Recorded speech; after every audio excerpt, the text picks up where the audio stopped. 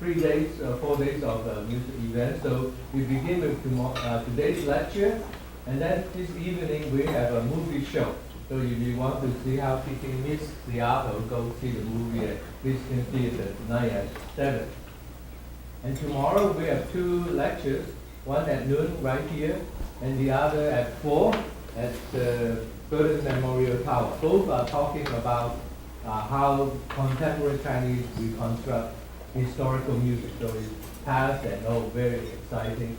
And then right now also at the Work Gallery on State Street, the UM Gallery, there is the exhibition of Pan Fengkai's multimedia work. It's absolutely stunning. So you have to see it in the digital art. So you go there and see it. It's absolutely fantastic. So on Friday we have Professor Pan Fengkai. Pan Fengkai is one of the top multimedia artists in China, if not in the world. He is really famous. And so he will give a distinguished lecture on Friday in the Union.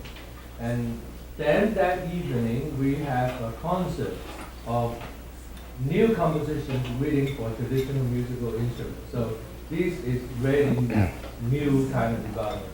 And then on Saturday, we will give you a concert, actually 2 concerts, one mini concert in dialect about 1:30. So it's a Chinese and American popular and folk music. And in the evening, we have a concert in the Madison Hall. It's a whole concert of Chinese American folk songs and Chinese bluegrass. You heard about Chinese bluegrass? So come on and kick up your feet and enjoy. So please come, bring your friends. We have lots of rooms and space. So, and of course, I want to save this for the last because we also have Adrian Tien to play 2 carry-on concerts, carry-on recitals in the afternoon, noontime, Friday and Saturday, because this is very special music. You don't hear carry-on music that often, and particularly one of the highlights is the whole reason of flying him all over from Singapore is for him to play Confucian ritual too, because September 28, 27 is China's Teacher's Day, and 28 is Confucius' birthday. And also the 27th is the 10th anniversary of Confucius Institute all over the world. So there are a lot of very old, very young birthdays. And Adrian playing the carry-on has all this symbolic meaning. And the tune he is playing is, I can tell you because I'm a historian, is proclaimed by the first Ming emperor, Ming title of Ruthless Emperor, that he was musical. The tune was programmed in 1393, and I have all the documents to show you how authentic that is. Now, so right now I can go to introduce Professor Adrian Tien. He is by training a linguist, and he has his PhD is from Australian National University in Canberra, but he is by birth native Chinese, Taiwanese, Australian, and he's now teaching at the Singapore National University. So he is, of course, a Chinese diaspora and an international person.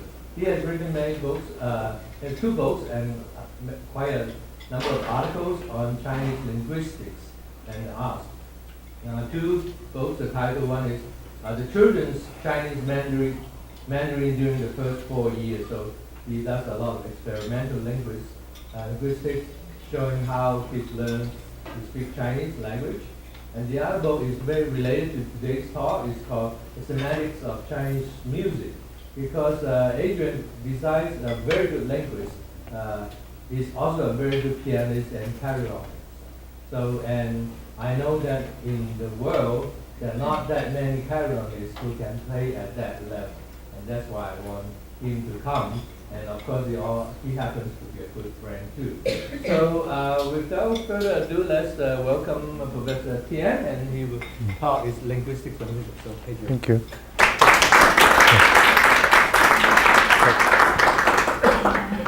First of all, thank you very much for those very kind words, Professor Lam. And so good afternoon, everyone. It's my great pleasure to be here in Michigan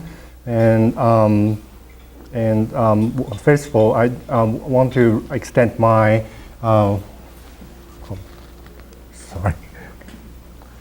I'd like to extend my warm gratitude and appreciation for Professor Lam and the Confucius Institute for having me here. It's my great privilege and honor. And I hope you enjoy the talk in the next hour. It's not on? It's on. It's on, but not close to me enough. Yeah, a little closer. Okay. Okay. Has to be in the mouth, kind of. Okay, so on the face of it, the talk today will be interdisciplinary to do with language and music, which is why it's called linguistics of music, analyzing Chinese musical concepts. But further on in my talk, you'll be able to find out that actually it's more a presentation on linguistics. Only that I'm using language as a way of tapping into what people have said about music. And it just so happens that the words and the concepts I've chosen for my as my subject of study are Chinese. Okay. So without further ado, let's start. Okay, we have to go through some preliminary issues. Can music be analyzed linguistically?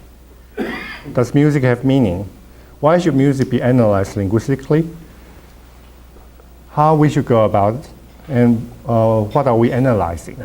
Now, these questions are all interrelated, and the thing is that they're very important questions because as a starting, I suppose, preconception, many people have seem to believe that there is some kind of a connection between music and language, and some people even think that music is a kind of language. So we need to sort out these issues before we look at the actual data that I've looked at. Okay, so people talk about the musical language or language of music. But when you really think about these things, music is not language. Music communicates certain meanings in some way, but can we really say that the way those meanings come through are linguistic? And if we talk about language or music, again, language is really not music, although we can talk about language in a metaphorical way, just as we can talk about language of, say, art or language of design, for instance. These are ways of looking at language metaphorically, but at the end of the day, language is not music. We can talk about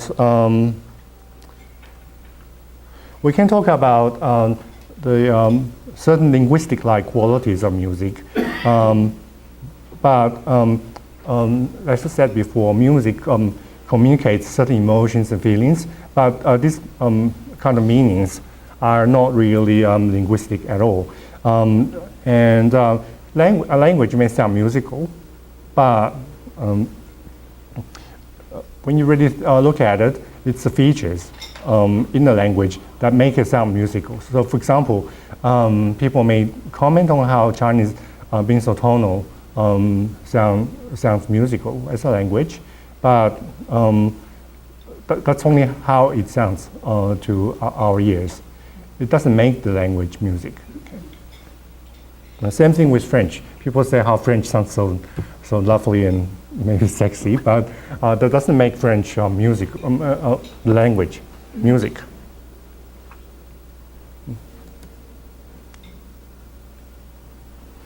Okay, but we can, and people have looked at links between music and language, beginning with the obvious links. When I say obvious, I mean the more directly observable and formal links.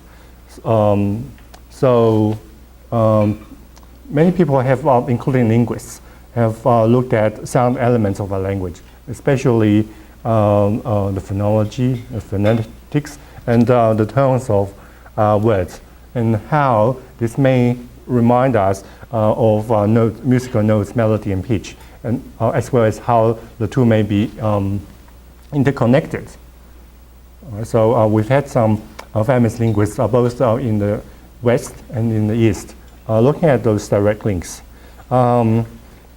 People studying Chinese poetry have looked at rhythmic meter and prosody of Chinese poems, and how this remind us of musical features. And in fact, they are called musical features of the poems, which is not surprising because poetry and the recitation of poetry has always been traditionally connected with forms of music, like chanting or even performances with the guqin as an accompaniment.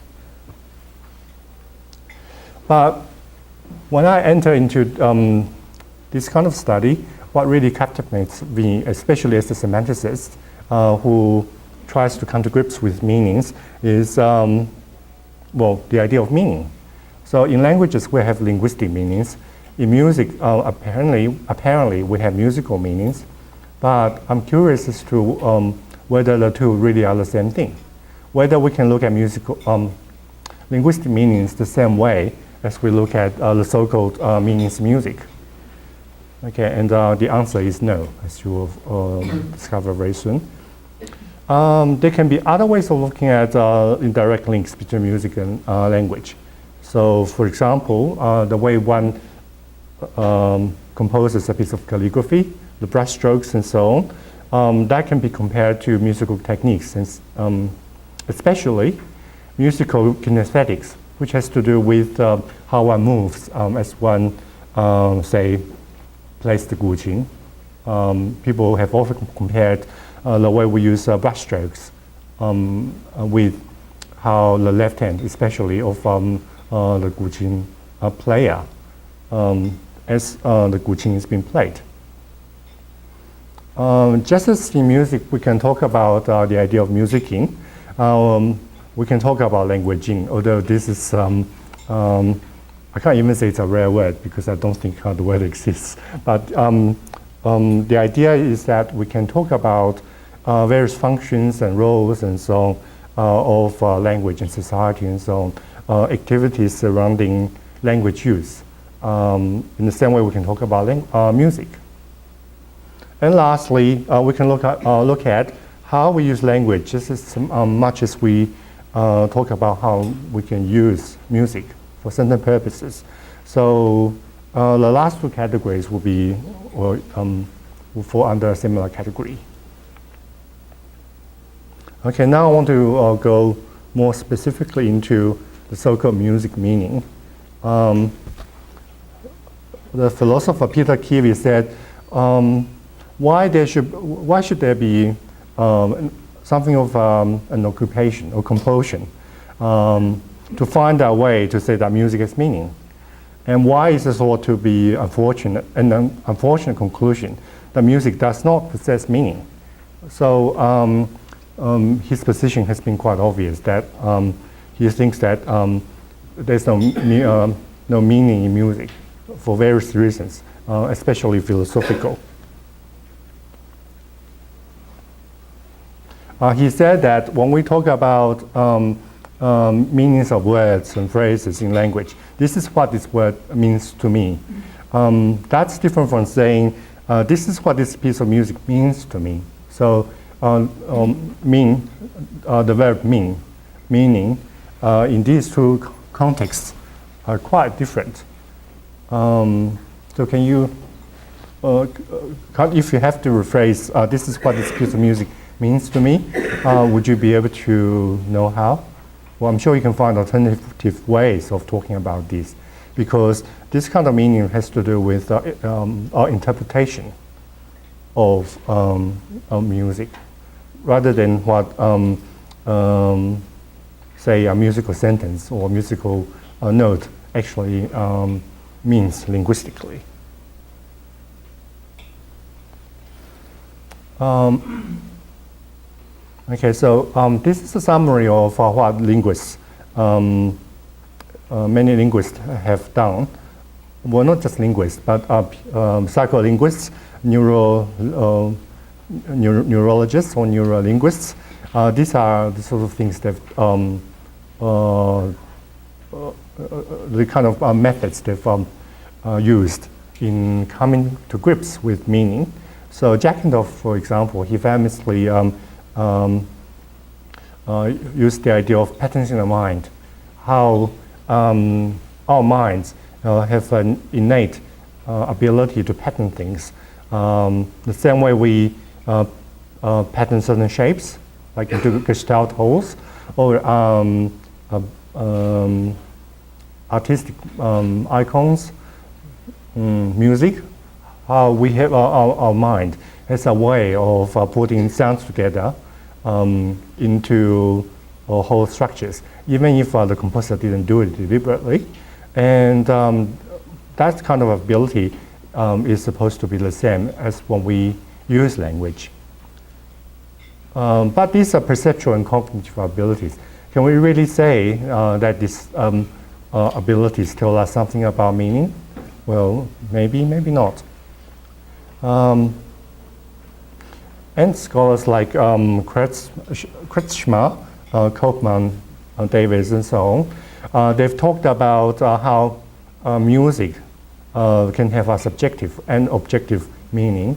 So in other words, a piece of composition may have an intended meaning by the composer, but then the audience may come up with his or her own interpretation of what the music means.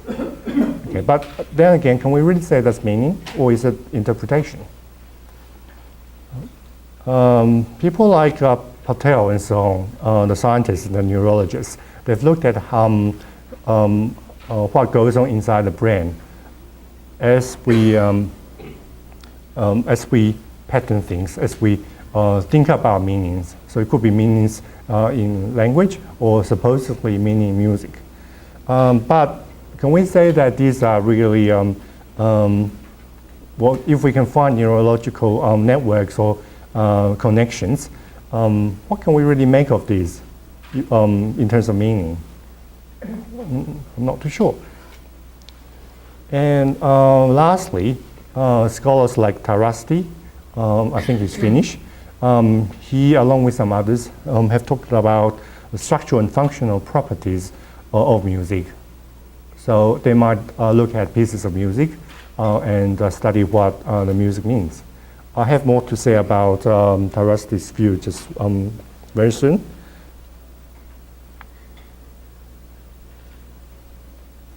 Okay, so two more major trends in linguistics have something something to say about meanings music. According to the cognitive semantic approach, people have looked at the linguistic universe in terms of various conceptual metaphors. It says that conceptual metaphors permeate our lives in a systematic way, not only in the conceptual system that is language, but also other conceptual systems such as music. In fact, someone also looked at the conceptual metaphors surrounding, I think was advertisements are used related to the Beijing Olympics. So in the same way, these people think that we can come up with conceptual metaphors to talk about music in the way we talk about meaning. So according to them, musical meanings exist as metaphors. This Czech scholar called Balcerny Antovič, he did an experiment with Czech children in terms of how they understand the ideas of metaphors. And according to him, he was able to come up with metaphors such as pitch force, as in pitches are forces, and a metaphor like link. pitches are links based on his studies with children. The third one is extra musical, and the metaphor is pitches are extra musical description. But the problem here is that, twofold, as I see it. One is, okay, it's very well to be talking about meaning as metaphorical notions. But what about, can we really be sure that children understand concepts like pitch, force, extra musical? I think even in as speakers of English, we may not all necessarily know what extra musical means. In fact, I don't think we necessarily know what pitch and forces really mean in this context. Not with our prior training or explanations. Okay, so to me, this is already a problem. And secondly, there's also a cross-cultural problem. How do we know that these notions can be relatively translated into, say, Chinese and make sense in Chinese? Okay.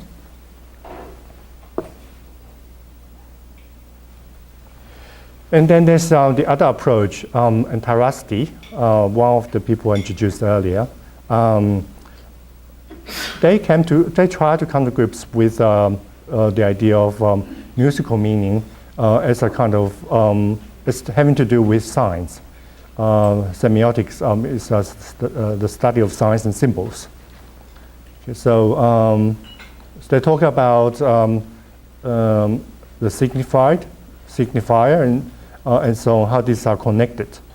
How this in music can be connected to make something meaningful in their sense of the word, in the same way as meanings can be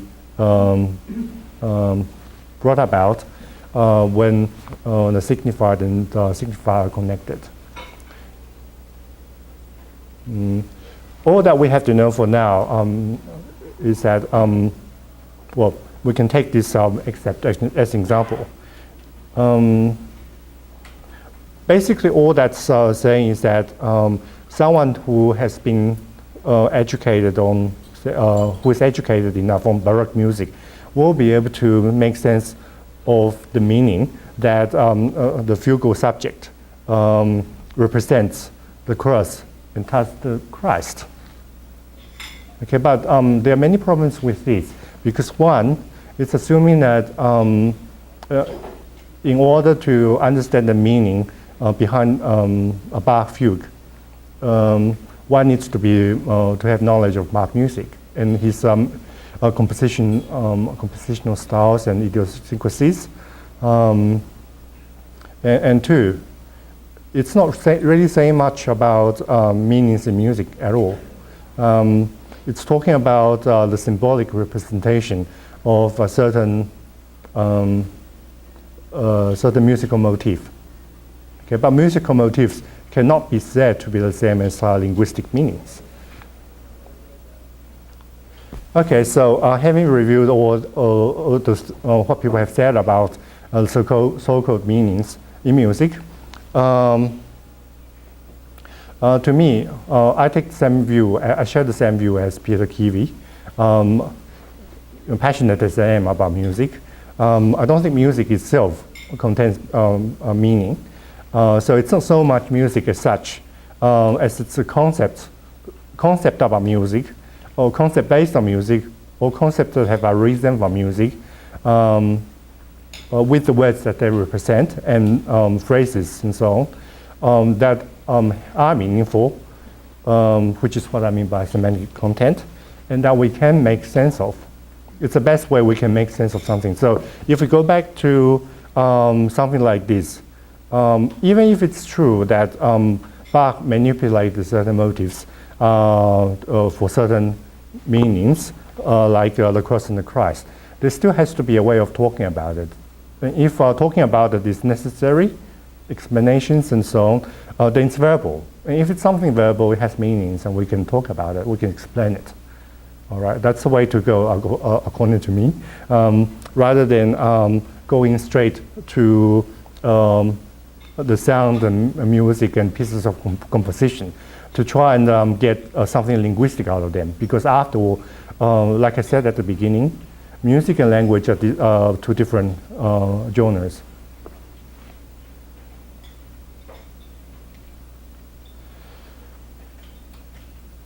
Okay, so to me, one of the main reasons, one of the juicy things about using language to look or to study music, especially using linguistic technique to be analyzing musical concepts, is this. As it turned out, and I think this wouldn't surprise many of you, musical concepts, especially many that continue to crop up in musical compositions, like Western musical compositions. Often they are culturally significant. They're not readily translatable. So even words that you think you and I are familiar with, Italian musical terms like ritardando or cantabile, and so on, we take these for granted. But these are culturally packed, and you can tell because initially, for example, children learning music, they may have difficulty grasping what it is that these musical terms mean. And teachers will have to go through these concepts with the students interpretively to be able to explain to them, for them to better appreciate what these terms really mean. Okay. These words are not readily translatable, which is why I suppose Italian musical terms have stayed the way they are and are not translated into English. And they often have a high frequency of occurrence. Okay, so because of time, I'm going to raise a little bit. The method I'm going to be have been using is the NSM, or the Natural Semantic Metalanguage approach. So in front of you, your handout. I suppose everyone has a handout. On the first page, you get the complete list of what's called primes. Primes or primitives is stated here, and of which there are about 64 of them. These are called lexical universals, also conceptual universals, because counterparts of these words can be found in all the languages, at least the ones we've studied so far. Okay, and they're also semantically primitive because they're so simple, they can't be further explained or they can't be further broken down. So if we use combinations of these primes, we should be able to explain better the complex meanings of musical concepts. So this is a representation of where universals stand. We may have 3 different languages and cultures, and most words, if you try and translate it from one language to another, the meaning will get distorted, or something will get lost in translation. But not so with the primes. That's a theory anyway. Okay, so here's the inventory of primes. And on top of this, there is something called semantic molecules, which are not really universally found or semantically primitive. However, they are found in many of the world's languages. So they can be used sometimes if we have to for reason of economy, for example. So if we're talking about the concept gloves, obviously in analyzing the meaning glove, we can temporarily use hand, as you can see there, as one of the semantic molecules, because gloves go on the hand.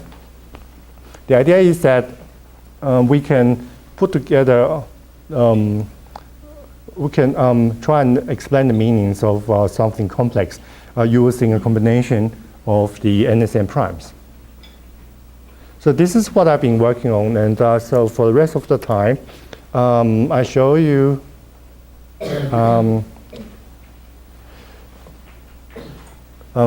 okay, I'll just demonstrate how I've used NSM to explicate musical concepts in Chinese. The first concept I have looked at is zhong embedded in Chinese idioms only. So the generalizations I'm making do not apply to the word zhong in other contexts. Okay, and strictly speaking, the idioms you see are not musical, but musical instrumental. Okay, because they're about zhong used metaphorically as a musical instrument. So pages 2 to 4, or 2 to 4, is a summary of all the idioms I've identified and classified under according to what they have in common.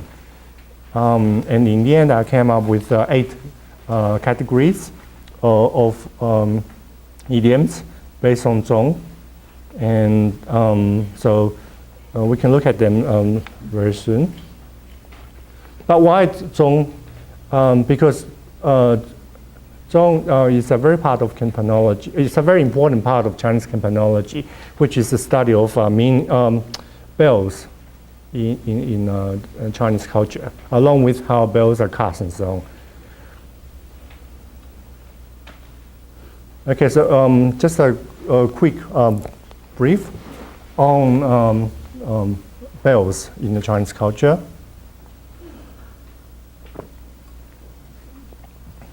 So there are 2 words for bells actually, zhong and ling, at least in contemporary Chinese. Ling are the smaller bells, and apparently the zhong originated from the ling, because ling were a lot smaller, and they originated from dried gourd, for example, with dried seeds inside that makes the sound. But the Chinese have been casting bronze bells as far back as 2,500 years ago. So here I have a series of pictures to show you. But I just whiz through this quickly. So as you can see, bells have become more and more elaborate through the centuries. And why bells? Well, bells have always played an important part in Chinese culture, hierarchically, to show one's hierarchical status. They are used in rites and rituals, especially Confucian rituals. They can be used for spiritual enlightenment. In temples, you often find a zhong alongside a drum.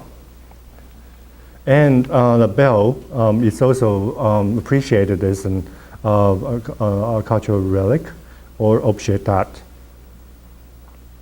And Confucius, along with other important people in past Chinese history, have had something to say about bells culturally. Even the way one strikes a bell can give us a glimpse of that person's personality. Okay, so the way one speaks, if one speaks with a squeaky voice, that's not like it's not compared to a bell, but rather a snare drum, and it's of inequality. Whereas if one speaks nicely and has a well-projected sound, that's compared to a bell, and it's comparable to a yang quality, which is reflective of a virtuous person. Okay, so I've just given you a brief cultural background of the importance of bells in Chinese culture. And coming back to bell-related idioms, these are the 8 categories I've come up with. Okay, so bell idioms can be about incredible growth. They can be about different sounds, especially sound of the human speech. 声如洪钟. Okay, you have that example in the table.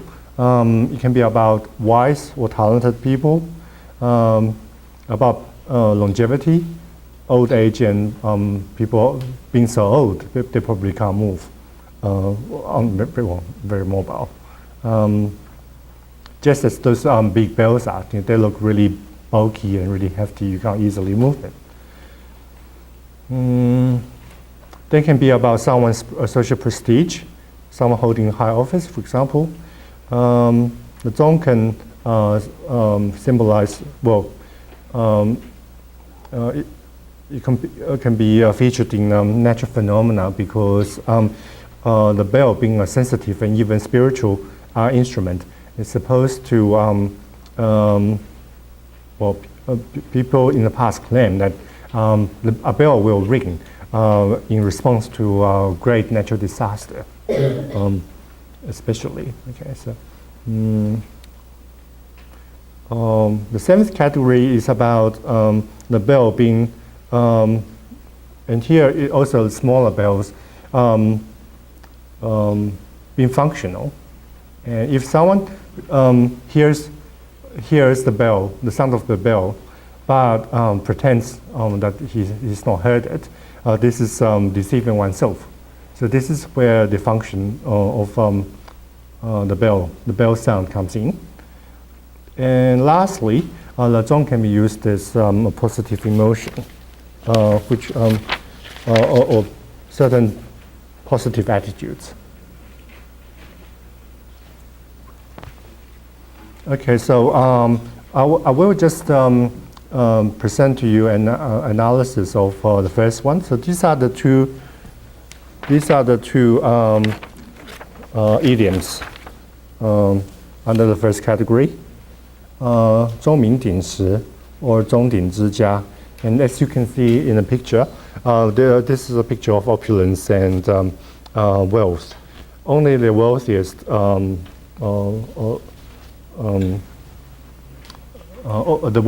wealthiest and the richest people could afford to have a zong, a set of zong in their household. Okay, we won't talk about that one. Okay, so this is a preliminary. I mean, it's not final. This is a preliminary and then definition of the concept zong. I must say that it doesn't matter which one of the senses zong we're looking at here. The component like is very important because like has to do with comparison and metaphors.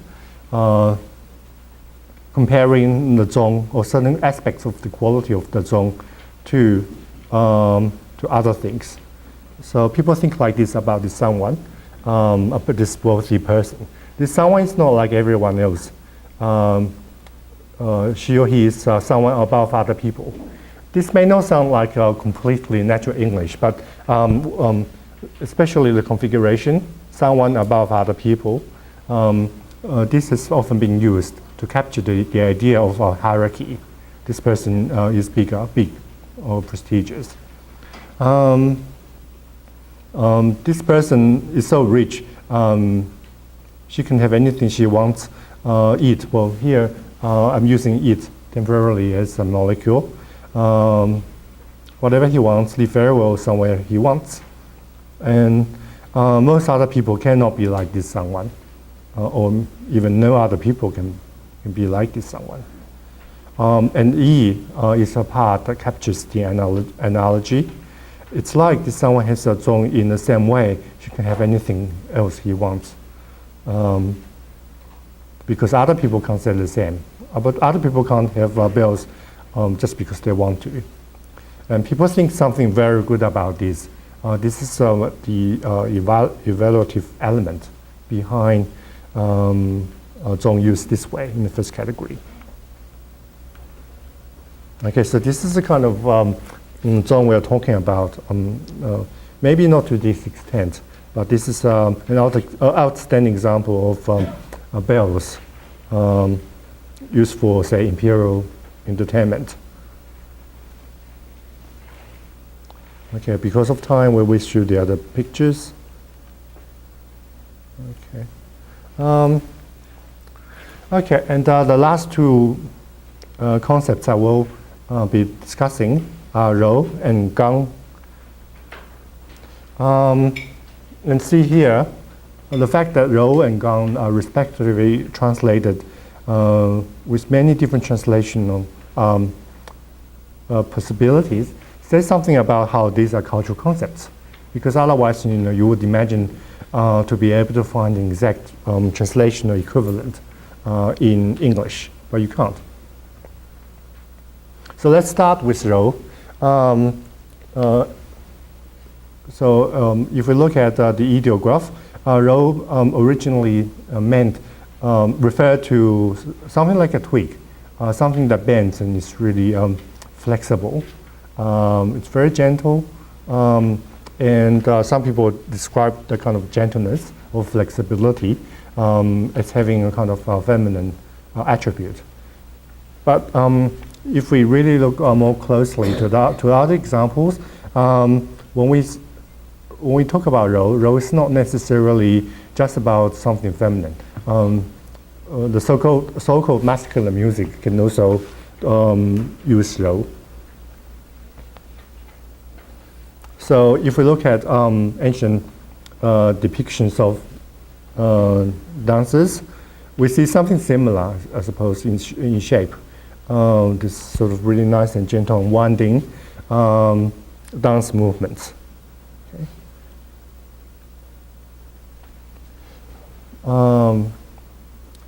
Okay, in this historical record, especially the bit I've highlighted, the translation goes, gentleness or Rou of sound resonates a compassionate heart. Rou is something that comes, that arises naturally. You can't contrive it. The mood has to be right in order for it to come about. She who is benevolent will sound mellow. Okay, so here it's Quan Rou is translated as mellow.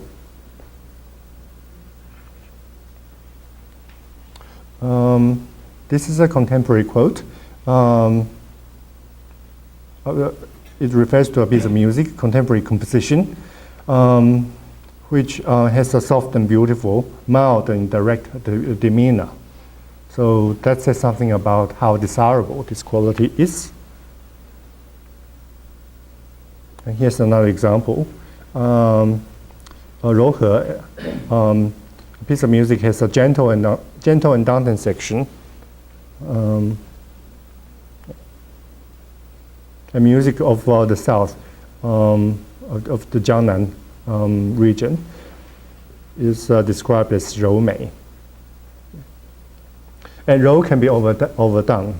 For example, with too much force, or too gentle or too genteel. So it mustn't be overdone. So here's some tentative definition of Rou. Sometimes when one hears something, it's like one can feel something soft. But here, soft, to me, I think is probably something more physical rather than acoustic. So it's not soft versus loud, but soft versus firm. Okay? Because it's something that people do to make it the quality it is. It's not necessarily something that people hear. This something is like this because someone did something to bring it into effect earlier. This happens when someone feels something inside, not when someone wants it. This is supposed to capture the idea that one has to be in the mood for Rou to arise. The second last component says that Rou mustn't be overdone. And finally, people think it's good when a piece of music is like this.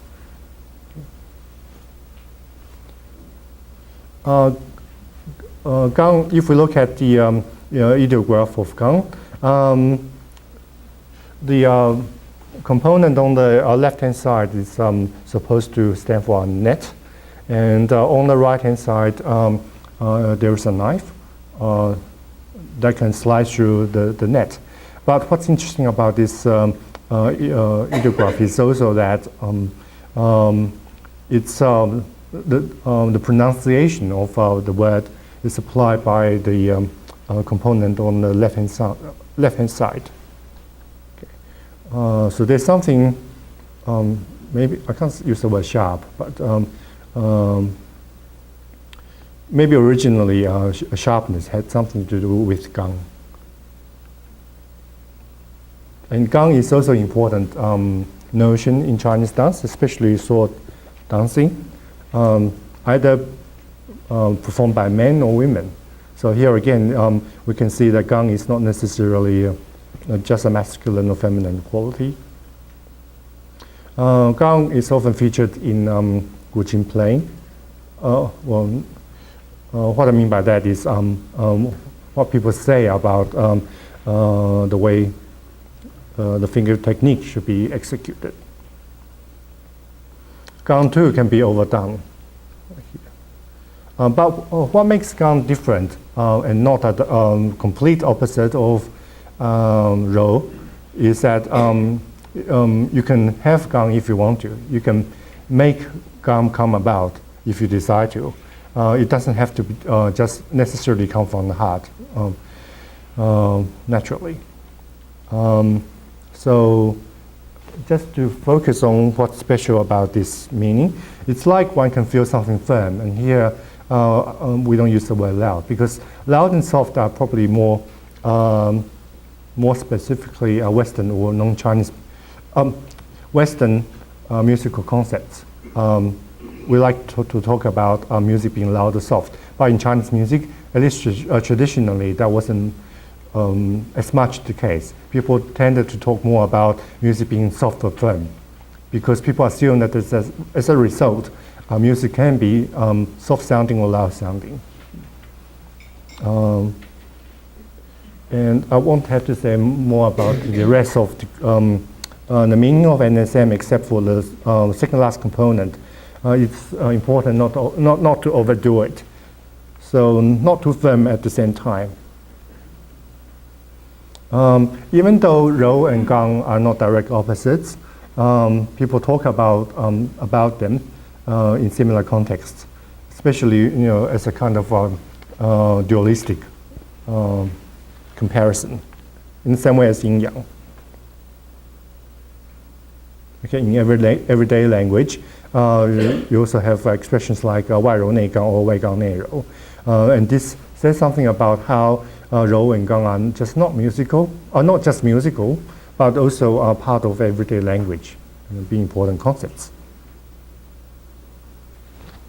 Okay, time's running out, so I'll just show you quickly this preliminary definition of gentle in English, referring to sound. So when we talk about gentleness in Western music, I think often we're talking about the music being soft-sounding, acoustically, and something that we can make happen. If we want to make the music soft, we can make it by controlling certain actions.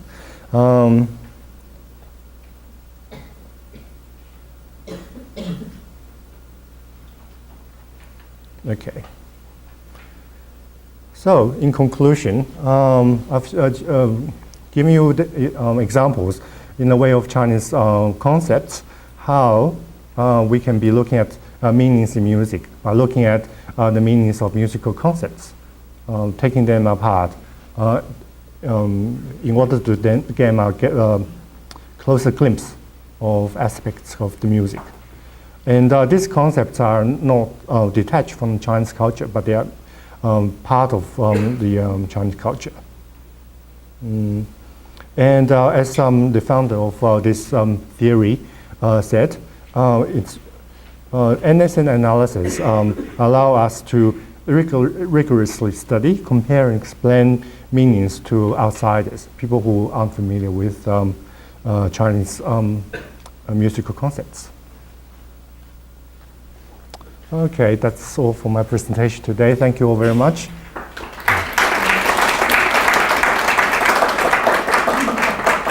Well, I'm sure we have some Gang and some Yao questions for Adrian. Questions? Yes. On one of your earlier slides, Yes. there was an object that looked like a roll of bamboo slats. Yeah, the bamboo scrolls or books there. What was Is that? a scroll or book? It was a book? Yeah. It's Oh, written on yeah, yeah, Zhu Jian, yeah. It's a bamboo squirrel. I think. Where is it? Oh, yeah, I think it's a one-known Confucius. Oh, There. yeah, yeah. This is how people used to document things, literature or facts before papers were invented. Yeah. Does that relate to a book I read about bones, very ancient cultures, and now slats of bone that look similar to slats of bamboo with marking on them? I'd say bones were even were invented even earlier. I mean, documenting things on those bones. You know. This came after using bones as a way of documenting. Would Yep. that then be read the way we read a book? It would be unrolled and read line by line? Yes, but columns of characters rather than horizontal reading of characters. Yeah. Thank you. Michelle? Yes. What I'm not sure about is the payoff, in the sense of people naively looking at all the terms will be reading them in context and different kinds of usages. And so where exactly is the payoff of this particular approach? And is the payoff different with musical terms, or you would use the same approach with any set of terms? Okay, thank you. Well, the payoffs are, from a linguistic point of view, instead of talking about music or musical meanings, using a combination of shapes or icons or other visual representations, or using words to analyze the so-called musical meanings. So, in a way, that in itself is kind of is a linguistic achievement, because the idea behind the NSM theory is that all things come down to our need to explain what something means verbally. All right, so if we have to do it verbally anyway, why don't we, use primes and lexical universal words and concepts to do it? All right, so that part is probably more for the linguist. But you'd be amazed if you show those properly put together concepts to people who are non-Chinese. I mean, obviously not people in this talk, your audience today, but to someone else. And if you compare, if you put together the definitions of Rou and gentle in Western music, you'll be able to find to contrast better the aspects of the meanings that make them different. And that's very important, because it's important to be rigorous to see what the details are and where they contrast. So that would be the traditional way that would be understood from the beginning. Tradition. As contrasting pair. Yeah, well, I use it to contrast, yes. Yeah.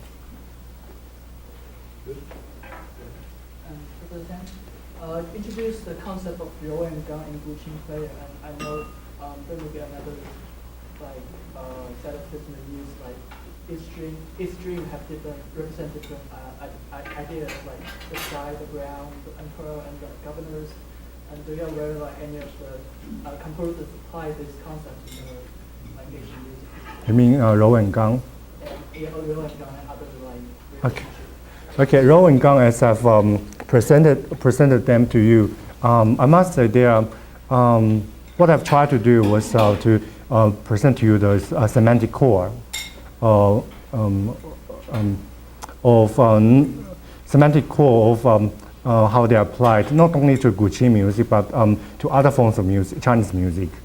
Okay, but as you say, if you want to go into the specifics, I can be talking about Rou as it's understood only in Guqin music or only in, say, Chinese drama. I'm sure there will be slight differences, but what I presented to you today are more what I believe to be the central meanings, or capturing all possibilities of the meaning of Rou.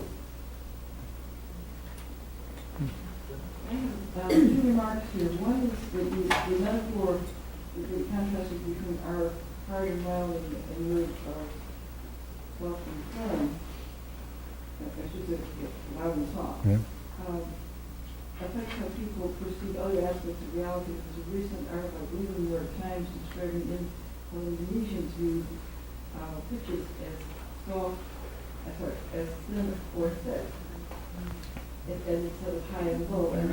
And through perceptual tests, people would describe the thickness of a line shown to them briefly, but they'd heard a thin tone, and they saw that the line is thinner than if they heard a thick tone, which is an interaction of the way the description causes you to experience the sound. The other thing I was thinking of music in meaning is that you want to have to link the meaning of the music to emotion. And people across the world can recognize emotions in other people across cultures pretty well. And you think of music as perhaps having that quality, but you also think of color as having that quality, and it doesn't. I mean, white is used for bride here and for widowhood in China, and this is quite a distinctive, doesn't create the same emotional import at all. I don't know whether music can induce one emotion in one culture translates to inducing the same emotion in another culture. Well, thank you for your comment. I think it's very interesting to have, to take cross-cultural comparisons into consideration, and also things like different possible psychological realities and perceptual realities of not just music but also colors, for example. But ultimately what we're doing here is we're working with what people have said traditionally or in everyday language about those, about how they have perceived those realities. It's not, we're not looking at the realities directly. We're looking at how people have said, what they've said or written about those things. Because, to work from the meanings generated from what people have said about these realities. So that's the main difference, I think. Yeah. Hi. I'm interested in what you think about the relationship between the tones of ordinary spoken Chinese and the musical compositions when that's set to music as in opera. I mean, I had the experience this summer of hearing the composer of the new opera, Sun Yat-sen, speak a couple of times about his composing, and he was pointing out that the opera is in both Mandarin and Guangdonghua, and I couldn't tell as I was reading the libretto and listening. I was trying to figure out whether the parts that were in Guangdonghua reflected that the tonal structure that they would have in that. But even more than that, I couldn't tell that the parts that were in Guangdonghua were really reflecting that. And I was thinking that as far as I can tell, in a lot of Chinese rock music, for example, modern music, it doesn't seem to me as though they're paying much attention to the tones of natural speech, which I think people understand it without the tones. And I just wonder what you think is a deeper insight into the meaning of the art form, the opera form, which is a Chinese art form, as it's translated into modern idioms by composers, but using Chinese words and Chinese music. Well, I'm afraid I'm not really an expert in this area because I think I have a feeling in this room we have some people who are experts in this area. But what you're saying is certainly very interesting, and to me, that's to do with what I introduced earlier about the direct links, formal links between language and music. It's a very valid question, a very worthwhile question.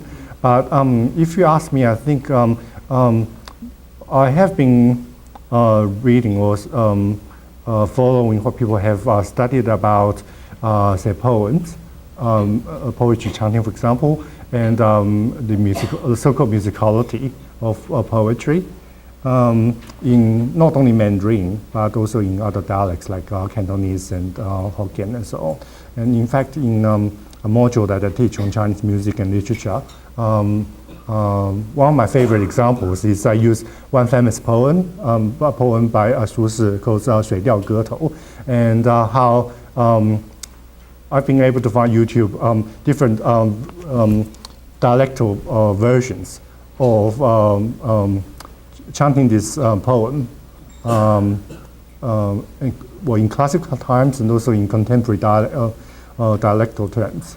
So it's very interesting because the same poem doesn't come out similarly at all. In fact, it's like 4 different poems. Yeah.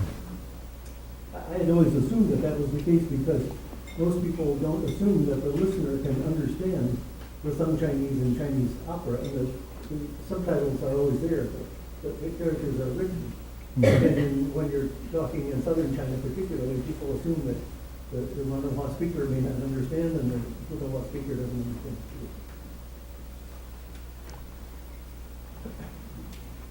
Thank you. Thank you. You talked about the Zhong branch bell.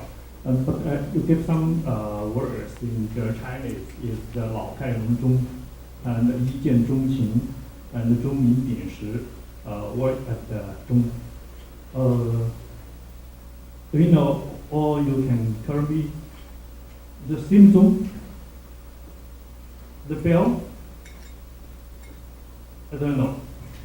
Do you know the 老态龙钟 的钟是一个金字旁，一个重量的重 ，and 钟鸣鼎食一个金字旁是一个儿童的童 ，is a prince.